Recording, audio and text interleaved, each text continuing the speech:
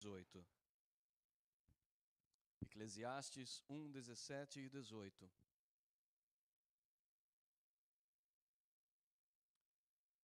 Por isso me esforcei para compreender a sabedoria, bem como a loucura e a insensatez. Mas aprendi que isso também é correr atrás do vento. Pois quanto maior a sabedoria, maior o sofrimento, e quanto maior o conhecimento, maior o desgosto. Pois quanto maior a sabedoria, maior o sofrimento, e quanto maior o conhecimento, maior o desgosto. Que verso intrigante esse, não? Nós queremos falar nessa noite sobre a diferença entre simplicidade e simplismo. Muitas pessoas têm a impressão de que pastores e teólogos têm a resposta para tudo o que existe na Bíblia. Não, nós não temos. A Bíblia é um livro complexo demais para que qualquer pessoa possa de fato dizer que conhece completamente. Mas nós, creio que como eu já preguei na mensagem do domingo passado, nós baseamos a nossa fé muito mais no volume de coisas que nós temos certeza, no volume das certezas que a Bíblia nos passa, no volume das experiências com Deus que foram confirmadas na nossa vida, nestas coisas nós nos baseamos. Embora existam pontos, existam coisas que nós não temos resposta. Por exemplo, existem momentos na minha vida em que a falta de respostas para um problema pessoal chega a me levar à dúvida até mesmo da existência de Deus. Será que Deus realmente existe? E se você for ver a história de todos os pregadores, dos maiores pregadores, todos eles tiveram momentos de dúvida, momentos de depressão, mas o ponto que eu sempre chego nas minhas questões é esse. Apesar de eu não ver Deus operando na minha vida como eu esperava que Ele operasse, apesar de eu ficar confuso pela circunstância, pelas situações que a vida traz, eu não tenho como negar a existência de Deus, apesar de eu chegar até a questionar isso, por causa do volume de coisas que eu não tenho como respondê-lo. Estava conversando com o Marcos hoje sobre como teria ficado a cara de Jó no momento em que ele começa a questionar Deus e dizer que Deus estava sendo injusto, e isso e aquilo. Então, de repente, Deus aparece para ele naquele redemoinho, e ele aparece já com uma primeira pergunta que já destrói Jó. Aonde é que você estava quando eu lancei os fundamentos do universo? E foi ali que Jó já começou os joelhos a tremerem, começou já a perder toda a confiança, se foi toda a autojustificativa, todo o senso de autojustiça, porque ele não tem como responder estas coisas. Existem coisas que Deus fez na minha vida que eu não tenho como explicar. Eu não consigo encontrar qualquer outra forma de explicar. É exatamente por isso que nos momentos de confusão eu posso dizer para Deus, Senhor, existem momentos que eu chego a duvidar da Tua própria existência, mas eu não consigo levar essa dúvida adiante por causa do tanto de certezas que eu tenho. Apesar de nós não termos todas as respostas, nós temos muitas respostas, afinal de contas a função de um pastor, a função de um teólogo é estar apto, estar preparado para poder ensinar a palavra às pessoas. Mas isso não significa, irmãos, que nós temos todas as respostas. E tampouco significa que existem respostas fáceis para todas as coisas. Como resolver os problemas rapidamente? Não sei. Não sei. Na verdade, o método de Deus, ele parece ser sempre o mais demorado, o mais complicado. Mas o mais funcional, o mais eficaz, o mais garantido. Nós não temos respostas para todas as coisas. Por que eu estou doente sendo um servo do Senhor? Por que missionários são mortos quando eles estão indo para levar a mensagem do Evangelho a um povo que não conhece a Jesus? Deus não deveria estar protegendo Deus não deveria estar guardando? O povo de Deus não deveria ter um sucesso tremendo em todas as coisas que fizessem, como prova de que Deus está com eles? Existem tantas e tantas perguntas. Algumas filosofias e algumas religiões procuram enfrentar esses problemas negando. Então existem filosofias, existem religiões que dizem: ignore o problema. O problema não existe. Ignore-o e ele desaparecerá. E alguém criou uma parábola moderna, fantástica, fabulosa. Ele disse que alguém caiu num buraco, um homem caiu no buraco e não conseguia sair de lá. Então, se aproxima uma primeira pessoa para ele e diz para ele que se ele fizesse orações voltadas para a direção do sol 3 vezes ao dia, ele estaria mais preparado, e é isso que ele deveria fazer no buraco. E ele fez as orações, mas continuava no buraco. Então vem uma segunda pessoa e diz para ele que ele deve procurar ignorar o problema. Ele diz: o buraco é uma ilusão, a situação que você está é uma pura ilusão, então ignore a ilusão. Na verdade, nem você existe, é tudo, você é apenas uma energia. E então, lá estava agora o homem numa situação muito mais complicada, porque um homem que não existe estava dentro de um buraco que não existe e não conseguia sair desse buraco.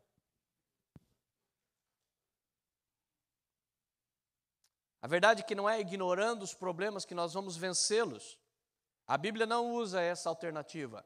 A Bíblia enfrenta o problema. A Bíblia dá nome aos bois.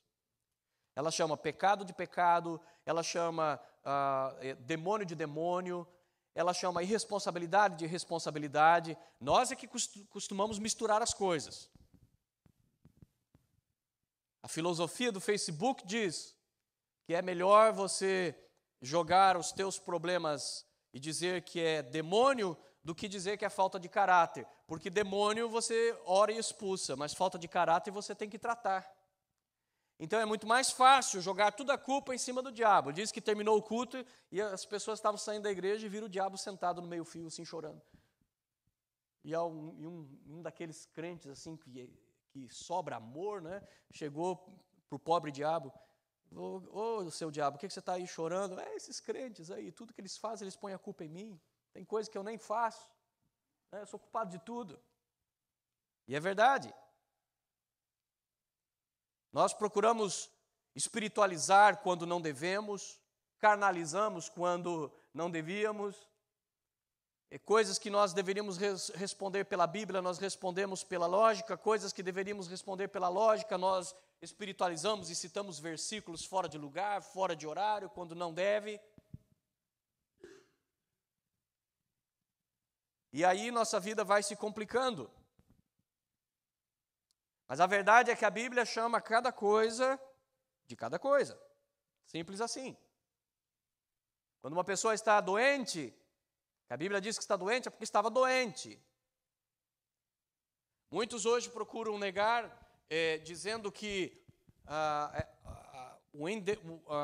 pessoa estar endemoniada, a possessão demoníaca, nada mais é do que resultado da ignorância dos tempos bíblicos, onde as pessoas confundiam os sintomas de epilepsia com uma possessão demoníaca.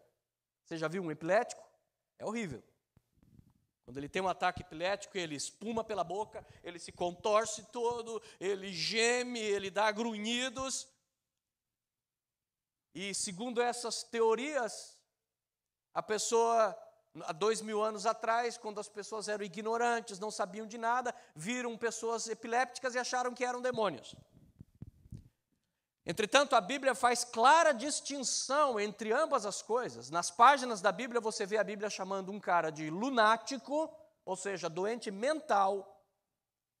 Você vê a Bíblia falando de alguém que está doente, e você vê a Bíblia fazer a distinção melindrosa de um rapaz que ele estava possuído por um espírito surdo e mudo.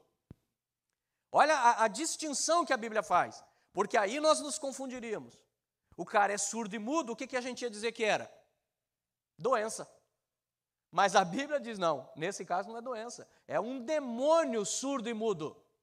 É um demônio que faz a pessoa ficar surda e muda. Agora, se o demônio é surdo e mudo, como é que a gente expulsa ele? Por sinais? Né?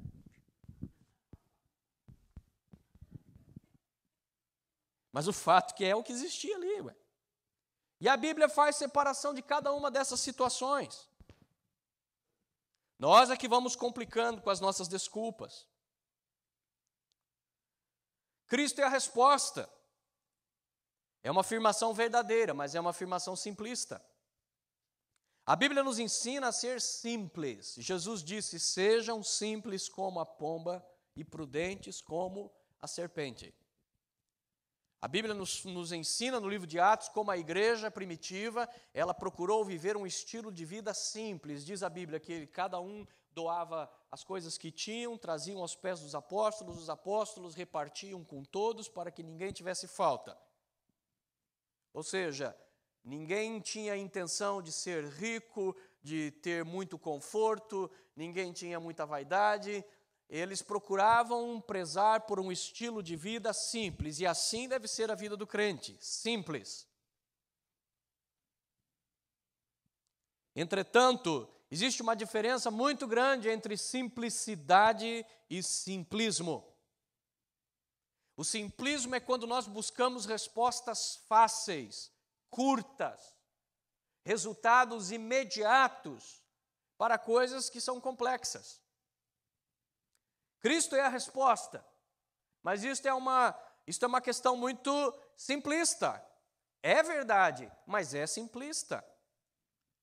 Chega um casal com problemas à beira do divórcio para o pastor, e o pastor simplesmente aconselha e diz, Cristo é a resposta. É verdade, mas não vai resolver o problema. Você vai ter que descobrir o que é que está causando, qual é a dificuldade. Por que o rolo de macarrão está voando na sala de jantar?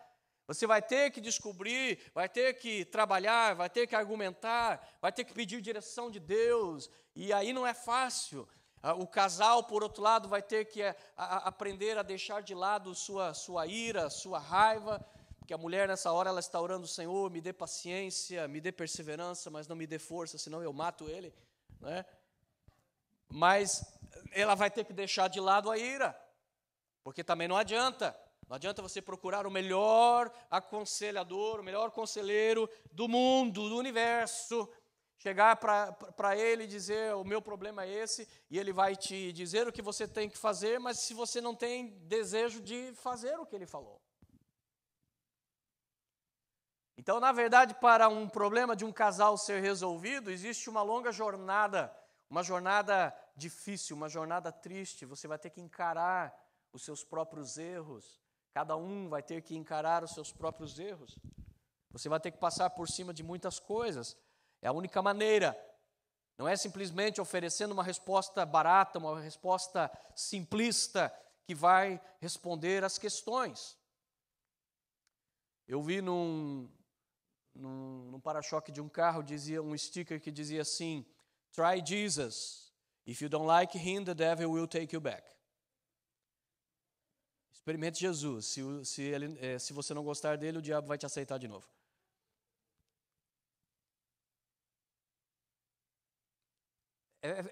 O problema é o simplismo dessa declaração, porque realmente existem muitos evangelistas, existem muitos pastores, existe muito crente pregando o evangelho dessa maneira. Experimente Jesus. Um dos mais famosos pregadores do mundo. Num programa de televisão, ele disse o seguinte, experimente Jesus, se não der certo, você pode devolver em 30 dias. Só que esse tipo de Jesus não vai funcionar, nem tente, nem perca seu tempo experimentando esse tipo de Jesus, porque o Jesus verdadeiro não vai nem entrar nessa jogada. Essa história de me experimente para ver se funciona, não funciona. Deus não aceita, Jesus não aceita, Jesus não entra nessa. O apelo de Jesus, o convite de Jesus é o seguinte, me escolha somente eu, porque eu sou a porta. Ninguém vem ao Pai senão por mim. E o convite dele não é, faça um test drive, me experimente por 30 dias. Se não ficar contente, se eu não fizer milagres suficientes na sua vida em 30 dias, você pode voltar atrás. Jesus nem diz isso. O convite de Jesus é sempre, jogue a tua rede, me siga. Mas, Senhor, é o meu negócio, é o meu sustento. Ué, se quer ver algum milagre, então pague um preço. O convite de Jesus não é me experimente, tente para ver o que eu vou fazer. O convite de Jesus é, quem quiser me seguir, negue-se a si mesmo, tome a sua cruz e então me siga. Sem passarmos pela renúncia do nosso ego, sem assumirmos o compromisso com Jesus. E o compromisso com Jesus não é tentar e largar. O compromisso de Jesus é até a morte. Até a morte. Se nós não passarmos por isso, não carregarmos a nossa cruz, não assumirmos um compromisso com Jesus, nós não vamos conhecer Jesus. Jesus não está para brincar. Jesus está nos fazendo um favor. Um favor não merecido. Essa é a definição de graça. Portanto, na verdade, não é Jesus que tem que concordar com as nossas propostas, com o estilo de vida e de cristianismo que nós queremos. Porque quem está nos fazendo o favor é Ele. Muitos têm a impressão de que Jesus não conseguiria viver sem essa pessoa. Ele acredita que Deus realmente tem que lhe agradecer lá do céu. Muito obrigado pelo seu dízimo. Muito obrigado por essa musiquinha que você cantou para mim, por ter aplaudido lá na minha igreja. Como se Deus não estivesse rodeado dos corais celestiais de anjos, da melhor qualidade, como se Ele não fosse o dono do ouro e da prata, dono de todas as riquezas do mundo, como se Ele não fosse o Deus que chama à existência as coisas simplesmente pelo poder da sua palavra. Mas muitas pessoas, elas acabam tendo um relacionamento com Jesus desse tipo, porque elas acabam escutando um evangelho simplista desta forma. O evangelho, ele é ao mesmo tempo simples, mas ele também é profundo. Ele é simples, mas ele também é complexo. São os paradoxos de Deus. O cantor Kleber Lucas escreveu uma música onde ele diz que Deus tem o seu tempo, o seu jeito e o seu reino. Então as coisas têm que ser no tempo dele, do jeito dele e para o reino dele. Se as coisas são para o nosso próprio propósito, para os nossos próprios deleites, Tiago já diz, você ora e não recebe porque pede para gastar nos seus próprios deleites. A resposta de Deus, como muito é ensinado, podem ser 3 respostas. Sim, não ou espere. De qualquer maneira, nós temos que nos submeter à resposta de Deus. E se Deus diz espere, temos que respeitar o tempo de Deus para as coisas.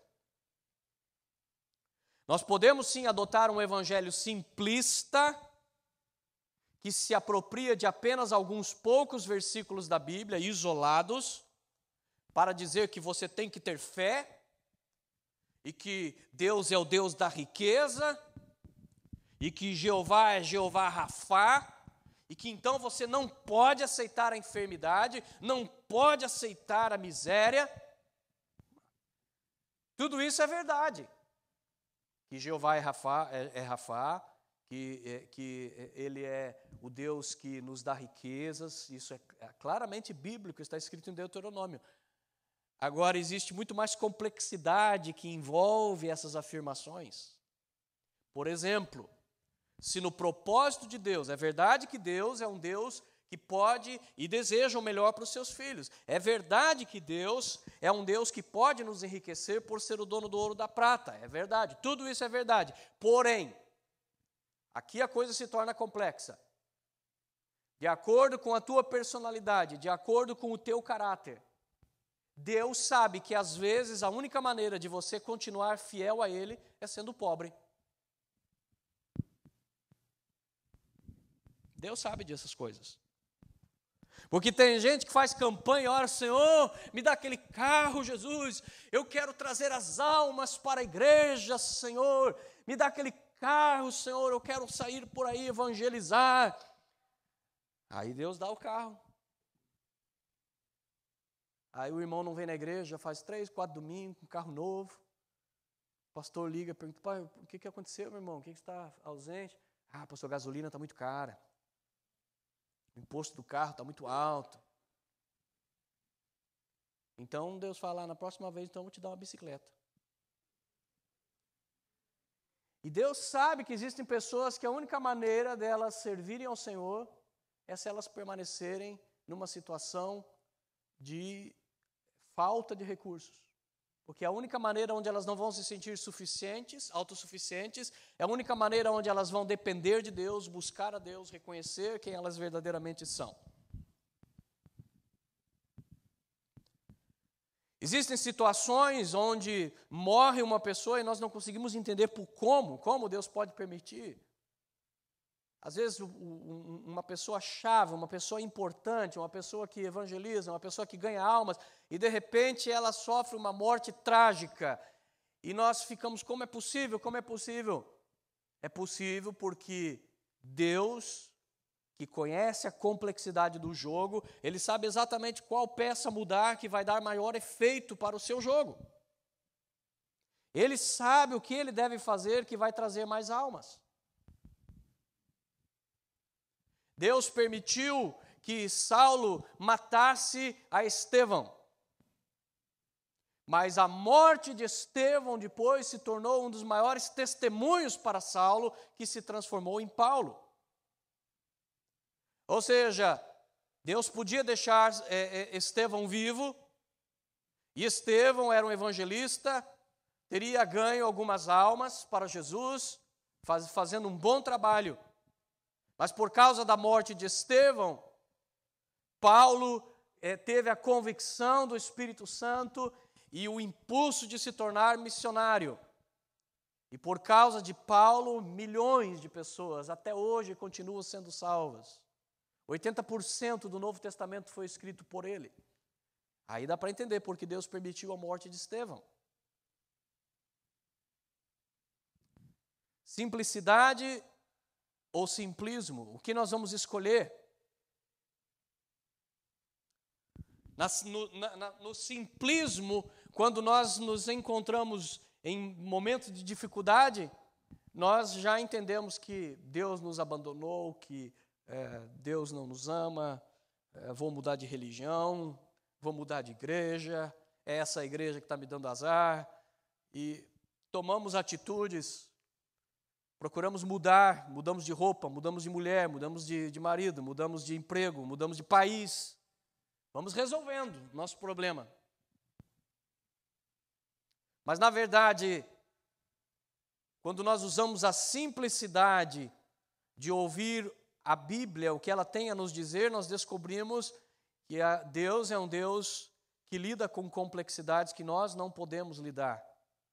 E uma dessas complexidades mostra, como disse também Kleber Lucas, que ainda que na nossa vida muitas vezes esteja uma verdadeira tempestade escura, sombria, assustadora, não significa que lá em cima das nuvens o céu deixou de brilhar. Continua brilhando.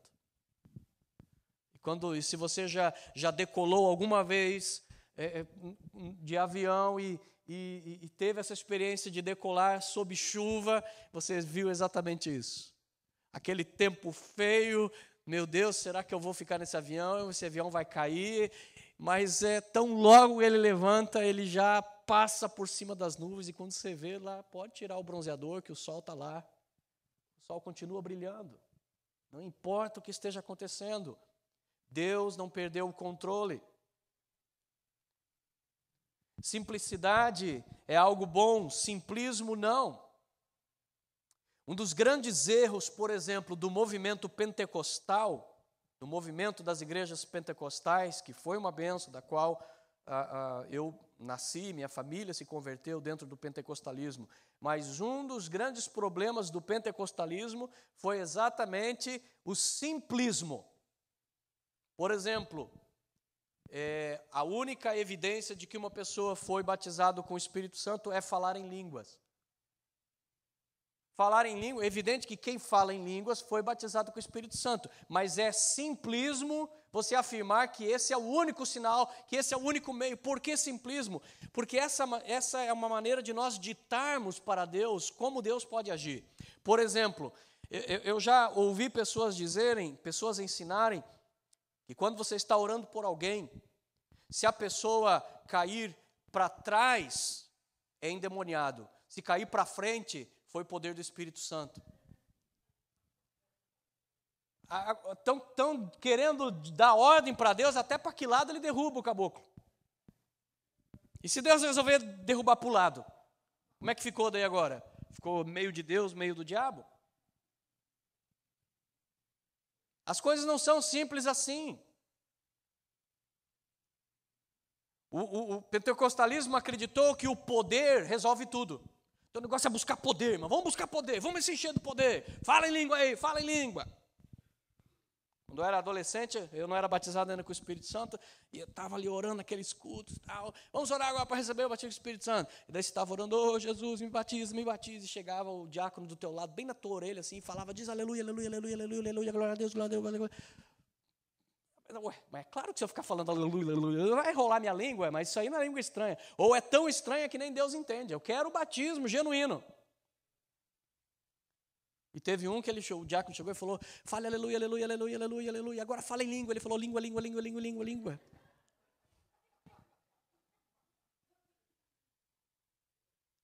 O poder é importante, mas Jesus ensinou o quê? Jesus disse o seguinte, vocês erram em duas coisas. Vocês erram por não conhecer nem o poder de Deus e nem as Escrituras. O poder é importante. Os pentecostais estão certos quando eles dizem, você precisa de poder. Amém, glória a Deus, é isso mesmo, nós precisamos de poder. Mas nós não podemos esquecer que nós também precisamos da palavra. Então, os tradicionais erram porque eles ficam só com a palavra. Os pentecostais erram porque eles ficam só com o poder. E uma coisa depende da outra. Nós precisamos de uma palavra poderosa. Nós precisamos que quem pregue, pregue cheio do poder. Nós precisamos que o crente conheça a palavra e seja cheio do poder do Espírito de Deus. Então não adianta resolver simplificar demais as coisas, ser simplista ao ponto de dizer que busque o poder e tudo estará resolvido. Seja cheio do Espírito Santo e está tudo resolvido. Não está, irmão. Não está. Porque nós precisamos da orientação da palavra. Porque estar cheio do Espírito Santo sem o conhecimento da palavra é a mesma coisa de você estar com uma arma poderosíssima nas mãos, mas não saber como usá-la. Estar cheio de poder, mas não ter conhecimento bíblico, é o que levou muita gente a criar seitas que se afastaram completamente do evangelho verdadeiro. Outros acreditam que tudo que nós precisamos fazer para resolver os nossos problemas é buscar uma profecia. E isso também errou o pentecostalismo. Preciso de uma profecia. Estou com um problema, preciso resolver. Então, pega o carro, vai lá onde tem um irmão que revela, ou por telefone, a vantagem de vivermos em tempos modernos. E muita gente tem já o disque profeta. Né? Já tem certinho o telefone lá da irmã que revela, do pastor que ora e revela. E é um grande problema, irmãos, porque as coisas não são tão fáceis assim. As nossas complexidades nós temos que levar aos pés de Cristo numa vida onde estejamos dando tempo para o Espírito Santo falar conosco. Devemos levar à luz da palavra e comparar a nossa vida com o que de fato a Bíblia ensina. É verdade que Deus pode usar, sim, pessoas em profecia. Eu já fui alvo de bênçãos por causa disto. Mas é simplismo quando nós achamos que uma mera profecia vai resolver o nosso problema. Também aprendi, por exemplo, outro exemplo de simplismo, que se um pregador estiver orando, um obreiro estiver orando por alguém e se suspeita que ele está endemoniado, ele deve falar para aquela pessoa, repetir com ele: eu creio que Jesus veio em carne. Porque segundo essas pessoas, o diabo não consegue falar essa frase. Porque ele não consegue admitir que Jesus veio em carne. Da onde? Onde é que viram isso? E se para te enganar, ele falar então que Jesus veio em carne, ele não iria falar? O diabo não tem problema de usar a verdade, desde que a verdade ajude a construir uma mentira. Quem disse que o diabo não pode reconhecer que Jesus veio em carne e até mesmo a divindade e a autoridade de Jesus? Não foi isso que o endemoniado de Gadara fez quando viu Jesus? O que ele disse? O que é que viestes a fazer aqui e me atormentar, ó Santo de Israel? O próprio demônio confessou. Outras pessoas procuram resolver tudo com campanhas. Campanha 5 passos da fé, 7 chaves da prosperidade e casamento garantido com a campanha de 15 dias e coisas desse gênero. Irmãos, é importante nós aprendermos, é importante nós estarmos na casa de Deus, mas a partir do momento que a nossa fé é transferida para métodos, a nossa fé é transferida para coisas, aí nós estamos sendo simplistas e não simples. Outros procuram simplesmente oferecer o nome de Jesus e versículos bíblicos como se fossem palavras mágicas. Não, em nome de Jesus vai dar certo. Não, está amarrado, sai capeta e coisas desse gênero. E acho que resolve, simplesmente falar uma frase, uma coisa assim, não resolve, irmãos. A vida cristã precisa de coisas mais profundas. A grande verdade é que a maioria dos nossos problemas são causados por nós mesmos. Então não adianta falar em nome de Jesus vai dar certo, está amarrado, sai capeta, porque a coisa é mais complexa. Nós vamos ter que mudar de atitudes, corrigir os nossos erros, voltar atrás. Nós vamos ter que resolver as coisas. E existe uma palavra na Bíblia, especialmente no livro de Eclesiastes, que é muito usada, é a palavra vaidade. Vaidade de vaidades, diz o pregador. Aparece muito no livro de Hebreus. Essa palavra, no livro de Eclesiastes, essa palavra em hebraico é rebel, ou rebel. Ela significa literalmente aquilo que é visível ou identificável, mas é imaterial, transitório e inútil. É visível ou identificável, mas é imaterial, transitório e inútil. Então, um exemplo disso, para você entender essa palavra. O pescador ele pode usar minhoca ou pode usar uma isca artificial. A isca artificial é falsa. Ela não alimenta o peixe, mas ela parece com algo que vai alimentar o peixe. Então o peixe vê aquela isca e ele fica doidinho, eu preciso morder esse negócio. Ou seja, para o peixe, aquela isca artificial é exatamente isso, é visível e identificável, mas é imaterial, transitório e inútil. Quando ele morder aquilo ali, ele vai descobrir que não enche barriga e ele é que vai encher a barriga de alguém. É uma atração ilusória que o coloca num problema real. Por isso o Eclesiastes fala tanto contra a vaidade. Contra coisas que nós procuramos, problemas que nós achamos que são problemas, que nós criamos. Aquilo é ilusão e vai nos levar a um problema. São ilusões na nossa busca pelo Eldorado, pelo paraíso terrestre, pela fonte da juventude, que vai nos levar a enrascadas reais. A verdade é que os nossos problemas somos nós que causamos e imagine que os nossos problemas são como um monte de fios que você foi embolando e dando nós, e aquilo foi virando, como minha mãe dizia, uma maçaroca. De acordo, quanto mais você enrolou aqueles fios, mais tempo vai ser preciso para desenrolá-los. Tem pessoa que ela levou 40 anos para chegar nessa situação que ela está, e agora ela chega e vai fazer uma campanha, ou vai receber uma oração e achar que uma oração vai resolver tudo, que expulsar o demônio vai resolver tudo, quando na verdade Deus vai dizer para ele: meu filho, quanto tempo você levou para chegar nessa situação? 40 anos, então me dê 40 também. Eu posso resolver para você, mas vamos caminhar devagar, vamos desenrolar fio por fio, vamos resolver esse problema. Por isso o autor aqui de Eclesiastes, ele diz: quanto maior a sabedoria, maior o sofrimento. Porque, na verdade, quanto mais nós vamos conhecendo a complexidade das coisas, mais nós conhecemos as possibilidades de darem errado, as possibilidades do sofrimento. Jesus nos ajuda, mas problemas causados por nós só poderão ser resolvidos por nós. E é por isso que a Bíblia é comparada com a luz. E por isso que algumas pessoas odeiam a Bíblia. O Evangelho, Jesus, é chamado de luz. E é por isso que pessoas odeiam Jesus e o Evangelho. Porque a luz, aparentemente, é uma coisa muito bonita.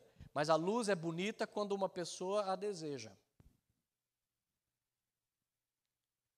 Existe uma doença chamada fotofobia. A pessoa tem aversão à luz.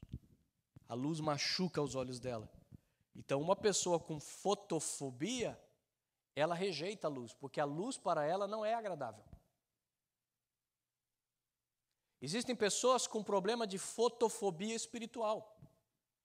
As verdades de Deus, na verdade, lhe machucam, lhe ferem. Por quê? Porque vai contra o seu estilo de vida. Por isso, quanto mais sabedoria de Deus nós temos, na verdade, maior o sofrimento. Porque quanto mais nós vamos conhecendo a Deus, mais nós descobrimos que nós somos pecadores. Quando a gente se converteu, a gente reconhecia que era pecador porque a gente estava em adultério, em drogas, a gente estava arrebentado.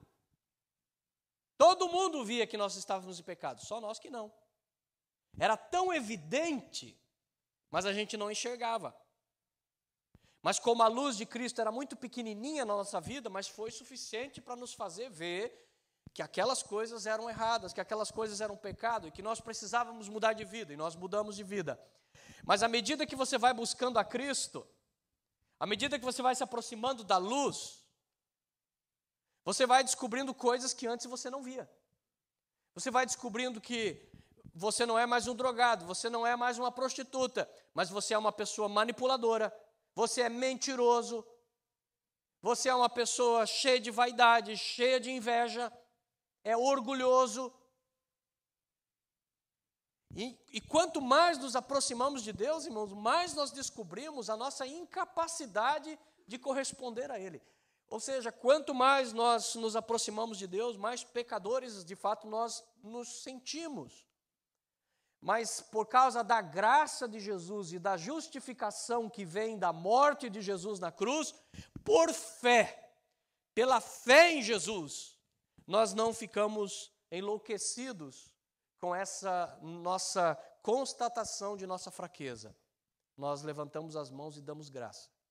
Graças a Deus, que eu sou muito mais pecador do que eu imaginava, mas graças a Deus que eu também consigo, pela fé, descobrir que a graça de Jesus é muito mais ampla, muito mais profunda do que eu podia entender. Quanto maior o conhecimento, maior o desgosto, diz o autor de Eclesiastes. É como você, por exemplo, está com uma dorzinha. Você sentir uma dor, você reconhecer uma dor, é um tipo de conhecimento. Você está conhecendo uma situação. Então você resolve ir no médico. O médico, como ele é um especialista e como ele tem testes laboratoriais, ele tem máquinas que podem ver por dentro do seu corpo, exames de sangue. Ele pode chegar a um conhecimento muito mais amplo dessa sua dorzinha.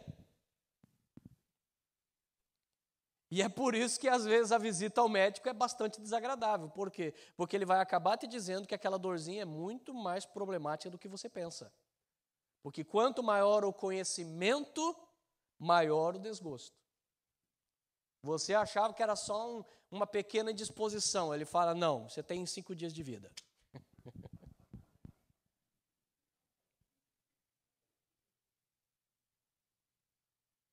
O conhecimento aprofundado das razões dos problemas nos levarão à descoberta de nossos erros no processo.